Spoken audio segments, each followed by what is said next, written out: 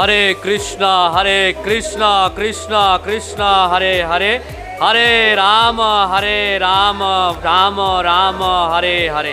শুধু ভক্ত সজ্জন, আন্তর্জাতিক কৃষ্ণ ভাবনামৃত সংঘ ইসকন সুভাষগ্রাম হরে কৃষ্ণ নামট্য সেন্টারে বর্তমানে আমরা অবস্থান করছি। আপনারা অবগত আছেন আজকের হচ্ছে পূর্ণতিথি বিজয়া একাদশী। সেই বিজয়া একাদশী উপলক্ষে ইসকন সুভাষগ্রাম হরে কৃষ্ণ নামট্য সেন্টারের যে রাধা গোবিন্দ মন্দির রয়েছে, সেই রাধা গোবিন্দ মন্দিরে শ্রী চৈতন্য মহাপ্রভু এবং নিত্যানন্দ প্রভুর আগমন হয়েছে। সেই আগমন উপলক্ষে বিশাল এক বৈষ্ণব মহোৎসবের আয়োজন করা হয়েছে হরে কৃষ্ণ নামট্য সেন্টার শ্রী শ্রী রাধা গোবিন্দ মন্দির সুভাষগ্রামে। আপনারা দেখতে পাচ্ছেন বিজয়া একাদশীর এই পূর্ণতিথিতে সমস্ত ভক্তবৃন্দদের জন্য একাদশী সুস্বাদু কৃষ্ণ প্রসাদ তৈরি করা হচ্ছে। আমাদের প্রভুরা এখানে আলু সিদ্ধ করছেন এবং সেই সাথে এদিকে দেখতে পাচ্ছেন হাঁড়িতে সাবু রয়েছে। মাতাজিরা এখানে সেবা করছেন। টমেটো থেকে শুরু করে বেশ কিছু আইটেম আজকে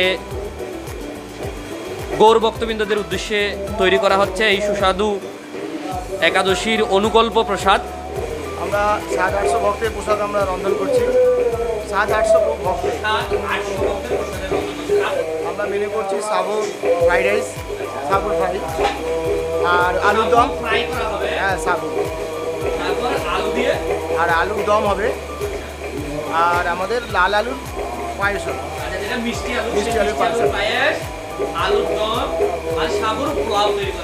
হরে কৃষ্ণ সুভাষগ্রাম নামট্য রাধা গোবিন্দ মন্দিরের পক্ষ থেকে সকল গৌর ভক্তবৃন্দকে আমন্ত্রণ জানাচ্ছি।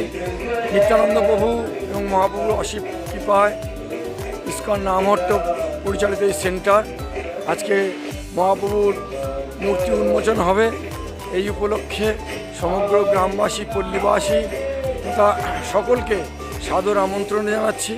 ব্রহ্মমুহূর্তে মঙ্গল আরতি, গুরু পূজা এবং নগর সংকীর্তনের মাধ্যমে আজকের এই বৈষ্ণব মহোৎসবের শুভ আরম্ভন করা হয়। আপনারা যে যেখানে থাকুন না কেন আজকের এই মহতী বৈষ্ণব মহোৎসবে অংশগ্রহণ করুন, মানব জীবন ধন্য করুন, জগন্নাথ বলদেব সুভদ্রা মহারানীর প্রসাদ গ্রহণ করুন।